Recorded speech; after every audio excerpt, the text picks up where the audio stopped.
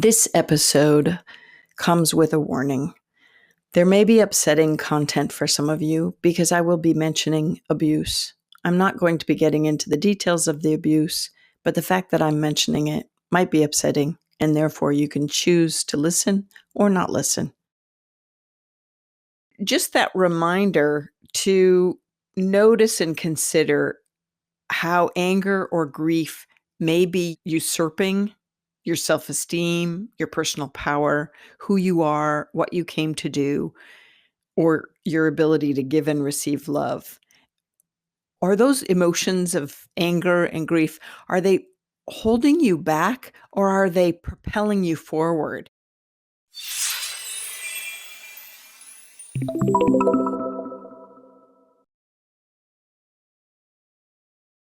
Hello, and welcome to the Constance Messmer Podcast. Thank you so much for tuning in. As we move our way up the energy system of your chakras, I want us to take a pause and consider two of the organs that are affected by their placement near the solar plexus and the next chakra that we're going to get into, the heart chakra. I know we haven't spoken about the heart chakra that much yet, just to passing mention. The heart chakra is in line with your true heart, but it is actually center in your body. So straight across in the center of your body is where the heart chakra is. But between the solar plexus and the heart chakra are your liver and your lungs. And these are organs where I take pause. I hope you enjoy our time together in that it fulfills a greater understanding in yourself about how you may be co-directing your life or what may be happening to keep you from your power in the solar plexus or your ability to give and receive love in your heart chakra.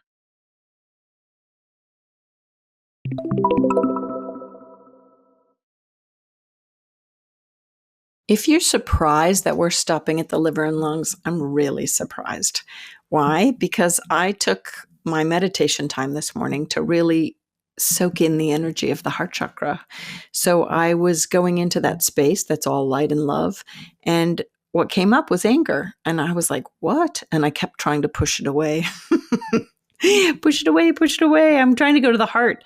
And it kept coming up, the anger, anger, anger. And I was like, wow, what is this about? What is this about? In Chinese medicine, the liver is where we store anger, and the lungs are where we store grief. And when I put my hands on people, when I'm doing Reiki sessions, these are the two areas that I always check out because I am often uncovering a reservoir of sometimes ancient anger and ancient grief, or anger and grief that is stopping them from living a fulfilled and happy life, actually. In all honesty, I could do an episode on each, anger and grief.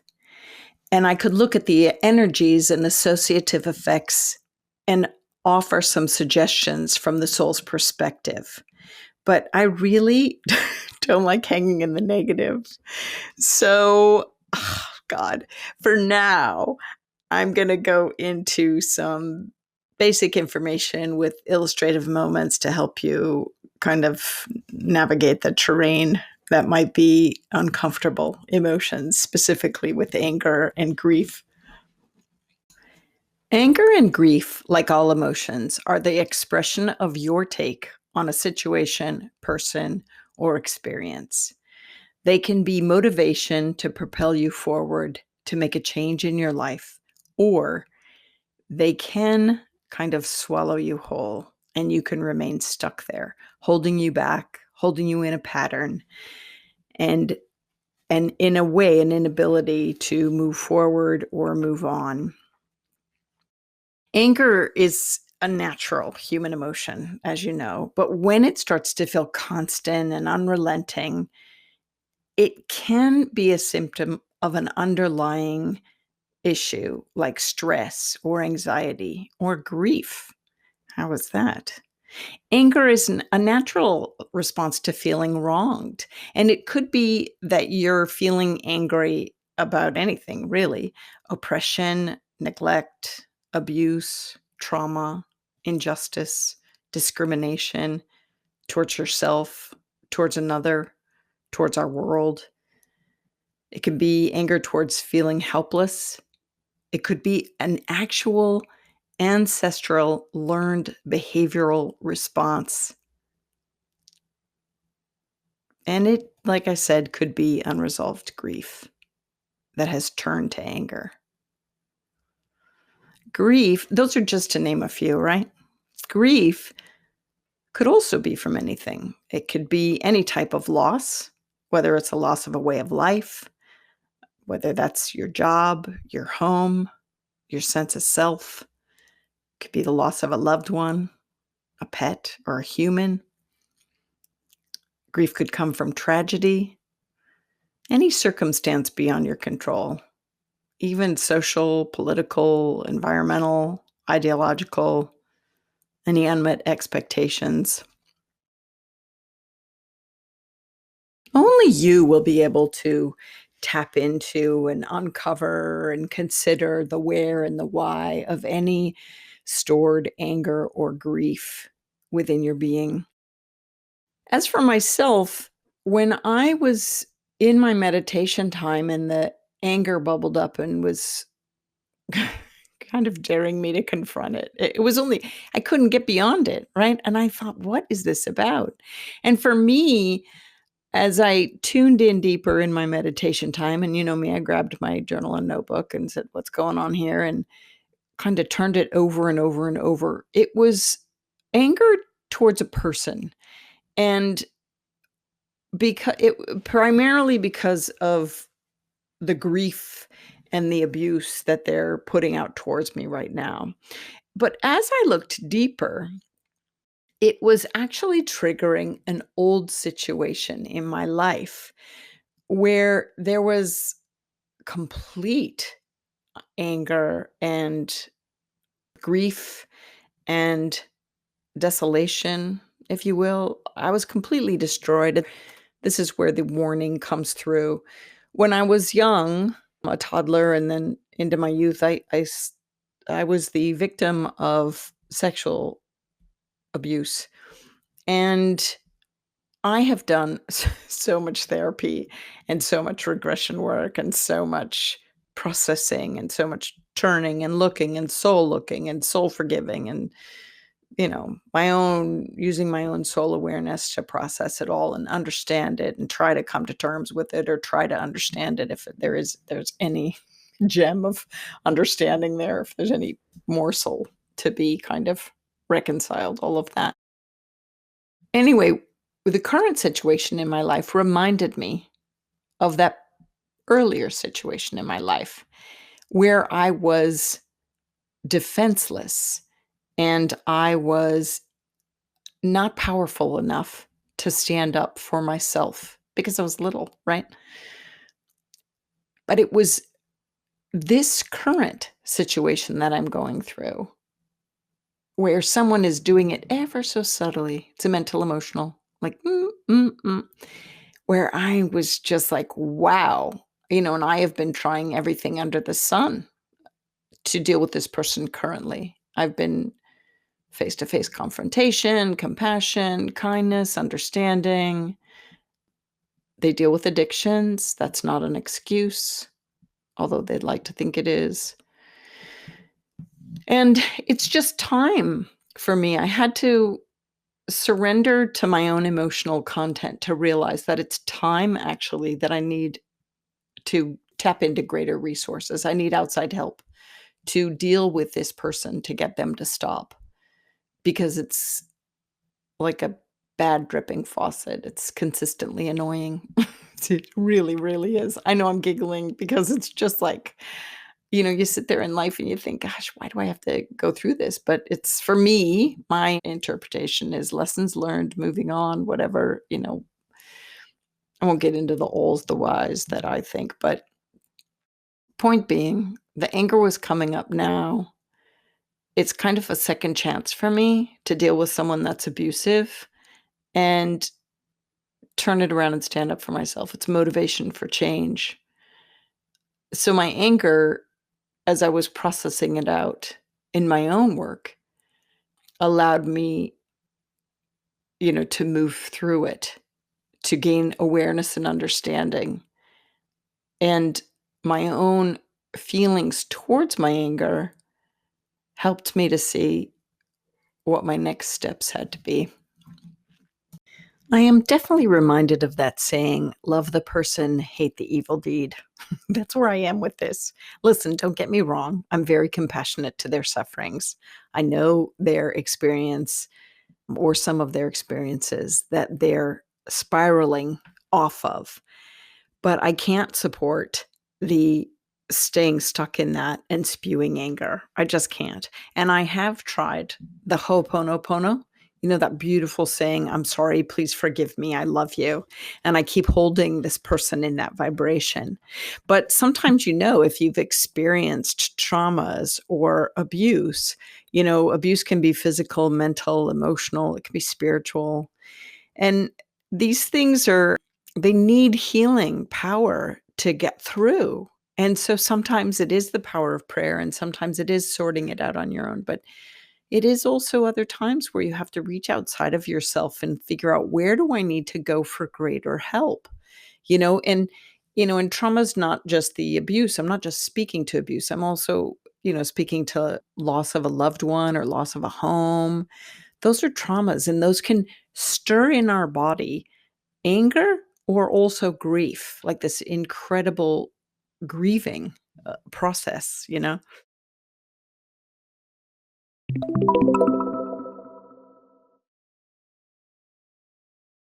you know the first time I went to record this, I recorded like all of these segments, and I got to the end of all of my segments, and I was going to re-listen and title them, and I realized my microphone was off the whole time.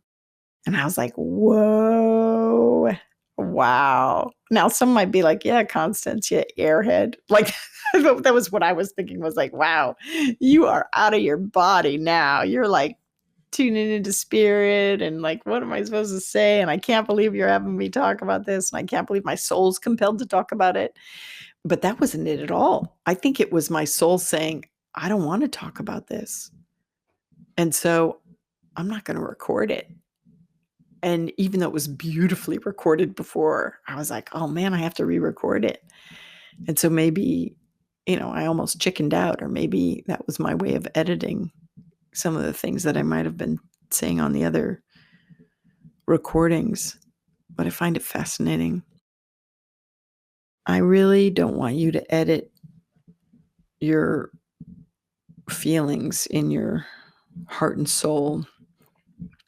And when it comes to anger and grief, because what happens when we get stuck in anger and grief, or when anger and grief hold us back, we're not able to get fully into our heart space and feel and be happy and find our joy. We end up on antidepressants and all sorts of things because we're depressing our feelings, right? Remember when I told you that you have to feel your way through your life? Your feelings are your greatest asset.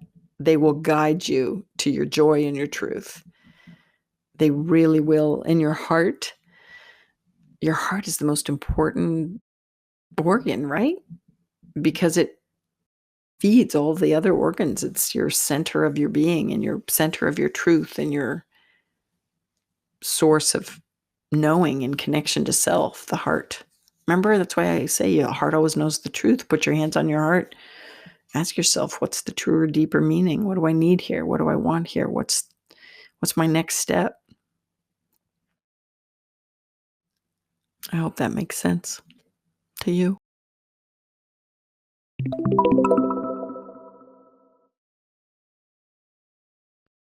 And when you put your hands on your heart, listen, realize that the ego mind throws in filters from our experience, our upbringing, our conditioning, our habits.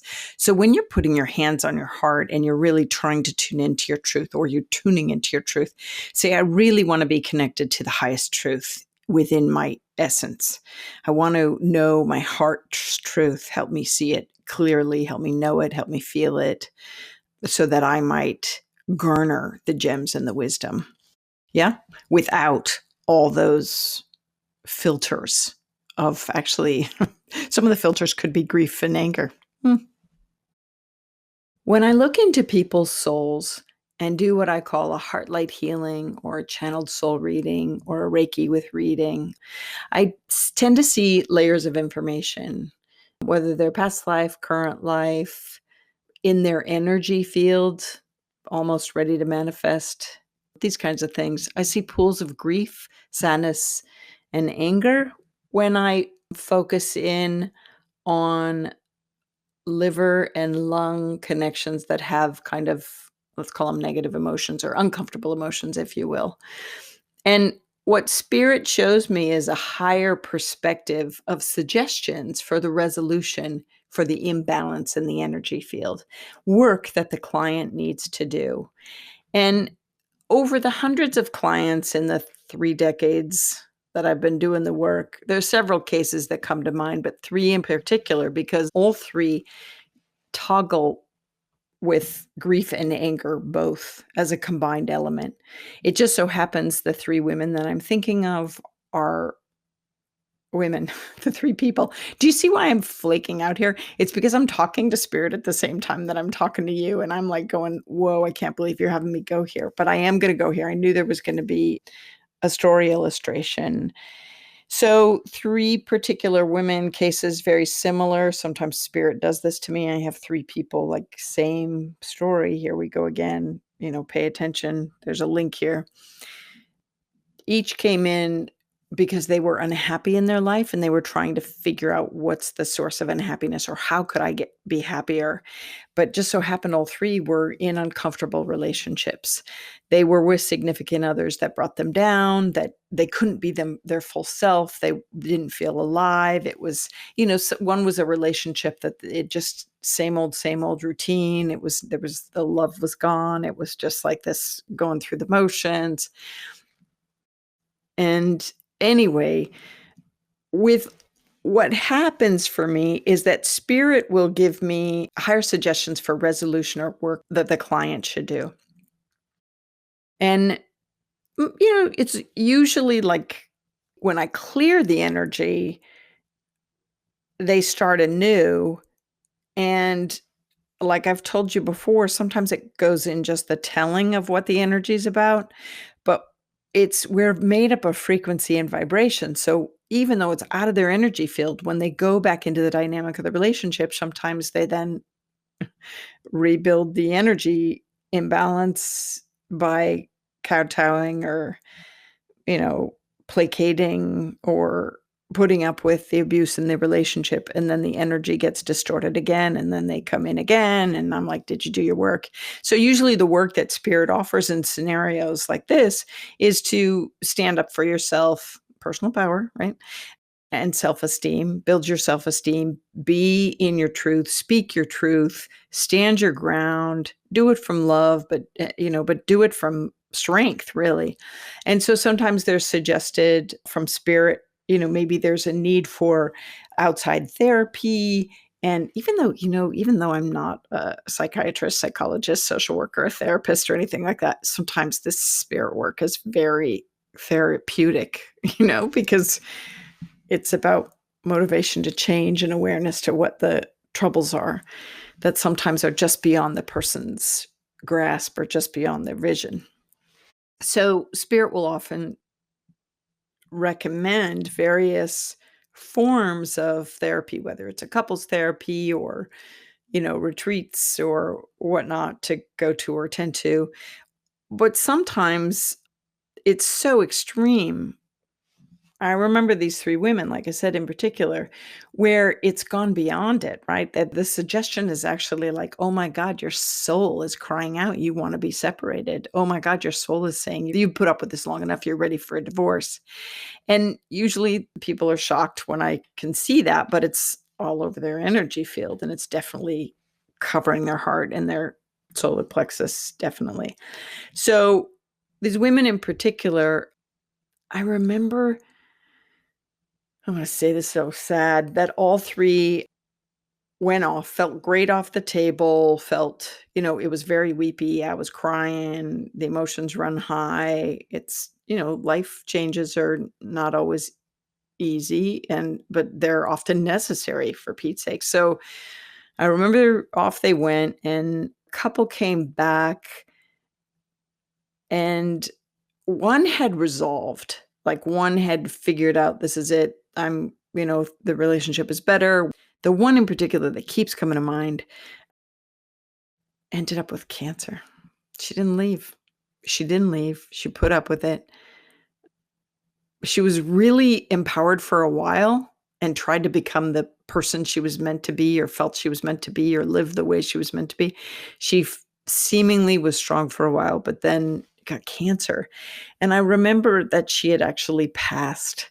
And I sat there thinking, holy moly, this too is a way out of relationship, And to me, it's tragic when these things happen. Yeah. When these things happen. Mm. Hey, I want to tell you about my book, Some Dogs Talk. I wrote this book to teach animal communication among the pages of non-creepy paranormal realistic fiction. And because of the content and delivery, it is equally appealing to a wide age group. I think you'll find it fun to explore and actually probably maybe see yourself in the pages. Get your copy today. So for myself, I remember these people when my life has emotions that come up that are raw. So that's why I had to go back and face my own erupting emotion of anger. And I had to see what was there and why it was there and what it was trying to communicate to me, or what it was trying to motivate me to do. Always, always, there's lessons in here. I also realized that grief could be its own episode. I could spend a whole episode on that. And I will touch back to it when we get to communicating with our loved ones that have crossed. I know people who can't or don't or won't open their heart to love because they're still grieving the deep wound of loss. And so I just want to remind you, when you take the time to look inside your own grief, to really ask yourself, what is it? What is it about? What area in my life? You could be grieving, loss or experiences or whatever. I don't want to give you any ideas. I just want you to go in and go, what's going on? Let me look at that, like I did with my anger. And then just really turn it over and over so that you can uncover the deeper sense and uncover what your grief actually is offering you in the moment.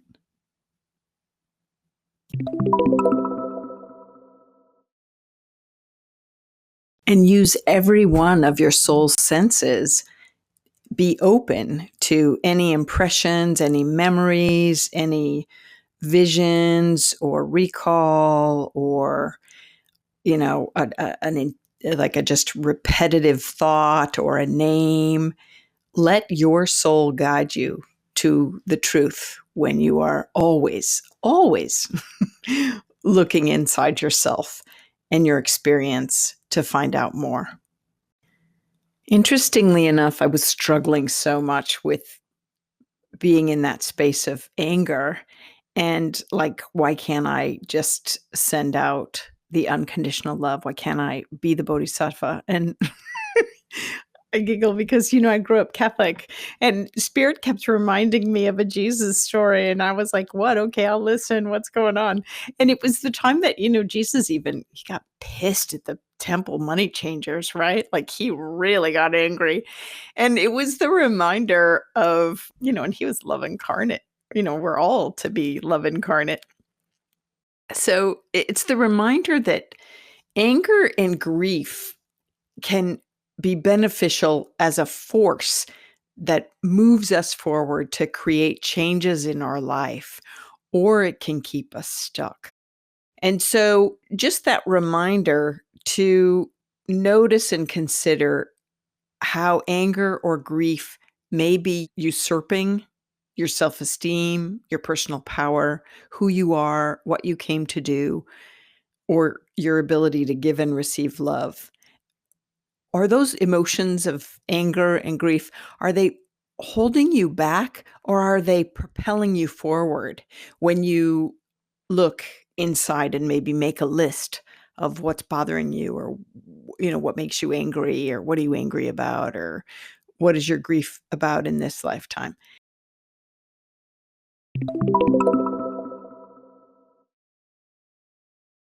So if it's stored anger or grief or unresolved anger and grief, it's one thing. But I also offer you or remind you of some techniques to do if all of the sudden you're struck with it, like immediately, like angry in a situation or overwhelmed with grief in a situation, is don't forget awareness breath care, ABC. So noticing that your awareness is noticing that you're having an emotional response to a situation or a person or an experience. And then breath, taking that calming breath to bring you, just ground you, get in your body, just breathe, remember to breathe. And then care. What do I need to do right now? Do I need to respond? Do I need to take action? Sometimes the care is I need to journal this out and see what I feel about it. How do I feel about it? Or what's it triggering in me? Or is this a learned response? Is this something I want to cultivate a change with, or what? So initially, don't forget those relaxation techniques to just kind of breathe it out of your body. Nice big inhale, pulling in the energy from the heavens, and an exhale, relaxing with each exhale and just offering all those emotional kind of sentiments up to the heavens to be transmuted, if you will. But, you might want to just tune into some relaxation techniques, especially because if you're just really embroiled in the anger, like when I was feeling it in my meditation time, I had to write it out and then I had to breathe it out.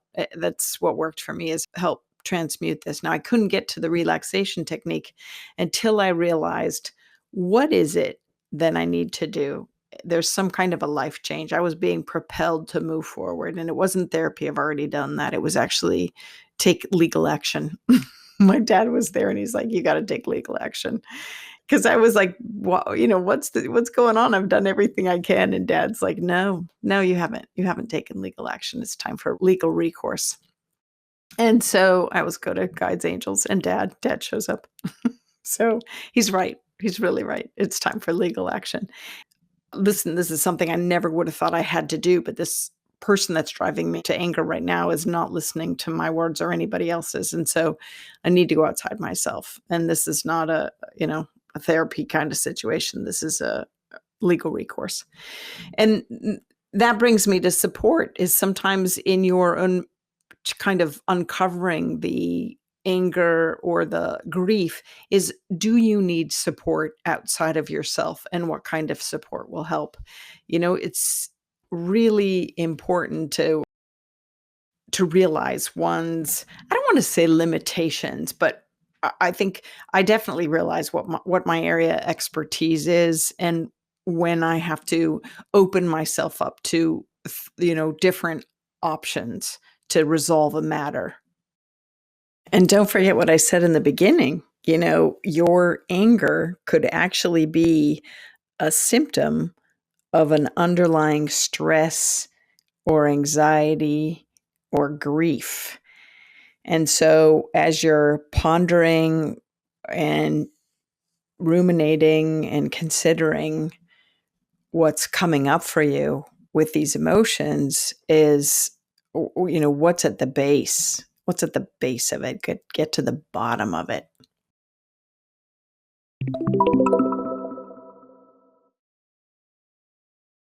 So don't forget, your emotions are your greatest asset. They will lead you to your truth in any and every situation. So pay attention. So you can work through the emotion by asking, why is it here? What's coming up for me? Is there a lesson involved? And then how do I move through it? Is the emotion coming up to propel me forward, to make a change in my life? Or is it an outdated kind of bit that's stuck in my energy field and my system and my way of thinking and my way of being that I just need to process through? Is it emotional baggage that's holding me back? And then where do I go from here? How do I move it along to move through it to the other side? So I just want to reiterate, I really feel that your liver, where you store anger, since it's so close to the solar plexus, it's on the same kind of line if you were to go across the body. I think anger can really affect self-esteem, who you are, what you came to do. And then your lungs, because your lungs are huge, right? The whole chest cavity, they definitely wrap your heart. And so, the grieving, and this is why your heart hurts, right? When you're grieving and going through that, you're literally, your heart aches, it's broken. So just things to consider as you kind of look at what's going on in these two areas of your body. So, do you feel that you have an undercurrent of anger or grief blocking you from your personal power, who you are, your self-esteem, blocking you from your joy and your happiness? Is it because you're in a crappy relationship or in a crappy marriage or in a, crappy, job? Or are you still grieving a loss of a person, place, or thing? I invite you to take time to look at those two things, anger and grief. You can take meditation time and put your hands on your liver and imagine going in and asking and talking to your liver or your lungs. What are you holding? Are you holding any grief? What's happening in there? It might be really a beautiful journey of self and exploration. Do you know the person that sexually abused me died of lung cancer?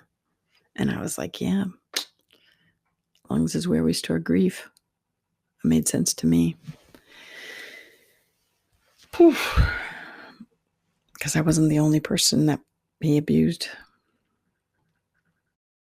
But I have forgiven him because that's what you do, right?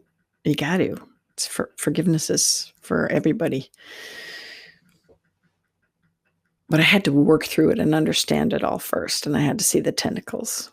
I'm going to get more into that when I talk to you about this whole thread of called What's Stopping You.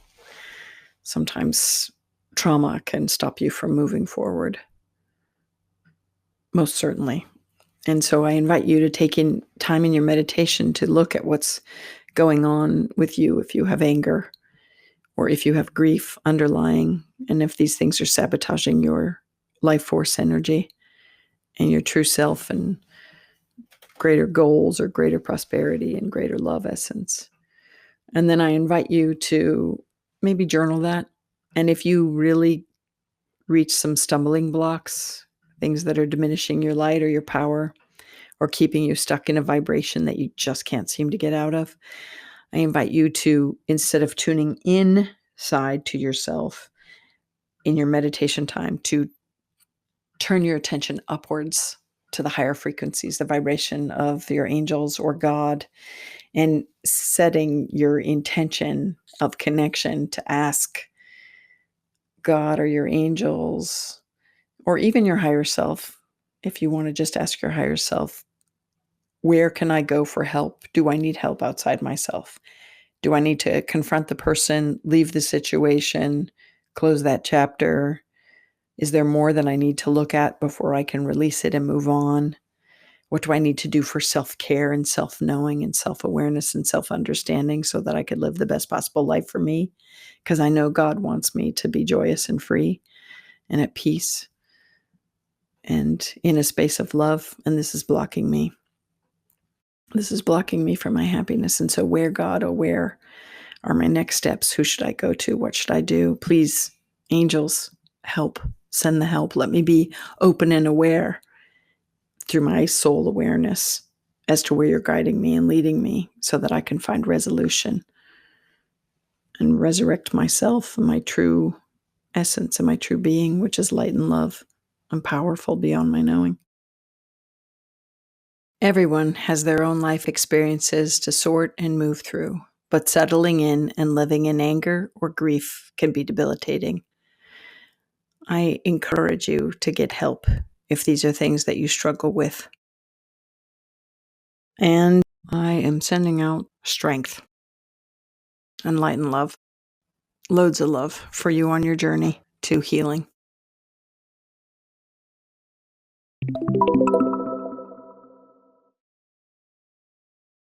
I hope you don't know anybody that needs this episode, but in case you do, I encourage you or invite you to share a link to it to them and maybe ask them to subscribe if you think it's right for them, if they can benefit from the enhancement of what it means to learn about your soul awareness and a greater perspective on approaching life and sorting through this experience that we all share.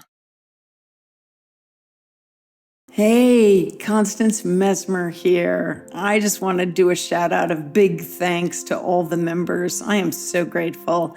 And all the people dropping in and giving little donations here and there and super thanks and all that stuff. I really appreciate you. You members and you people contributing and subscribers are what helped me bring this content to everyone, really. They both contribute to the cost of production, and I am definitely grateful for that. This stuff is not cheap to put out. Oh my God. Oh my God. So every little bit helps, and I am filled with gratitude that you're stepping up. I am not necessarily a joiner, not usually, but there are environmental issues in other organizations that I do belong to and I contribute to because I like to see them persevere. And I'm hoping you feel the same about this work. I hope you put it into practice in your life. That's another way that you could spread this work and help change our world, which is what I think it ultimately does. As you know, I think if everyone tuned into their soul senses, the world would be a much better place. So when you subscribe, it's a big yes vote for the content, and it helps spread the work across the planet. So when you put the lessons into practice and subscribe and like and share, you help me help you carry the lesson beyond you and me. And I am just really grateful.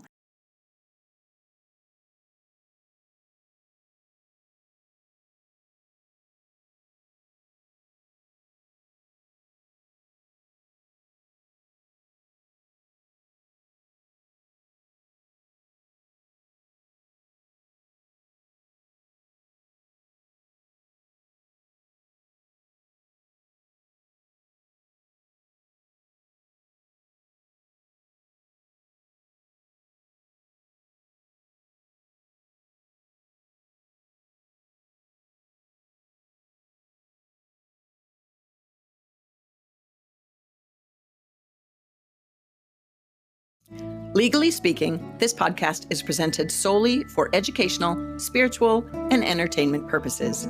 It is not intended as a substitute for medical diagnosis, treatment, or the advice of a physician, psychotherapist, or other qualified professional. You should not use this information to diagnose or treat a health problem or condition. Always check with your doctor. Thank you.